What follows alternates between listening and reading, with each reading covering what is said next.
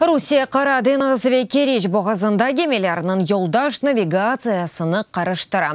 Боқта Сифоэц Америка тәшкелатының әсабатында сөз юрсетілі деп хабер әті Америка сәсі. Экспертлердің мәліматына көре GPS системасының yanlıştırılması için технологиялар 2016 сенесінің февраль айындан башлап 10.000 кере kullanıldı. Навигация Қорығы фондының президенті Дэйн Говардның сөзлеріне көре, Русия системаларының әрекетлері ақында 2017 сенесіне қадар там белле олған мәлімат жоқ еді. 2017-де Қара Деңізде бір тіджари гемінің команданы бұл әрекетлеріні таздықлаған делилер йолай. Анда оның компьютері оның Деңізде дегілді 40 километрлік месафеде құруда ерлешкен ава лиманда бұлынғаныны көстере.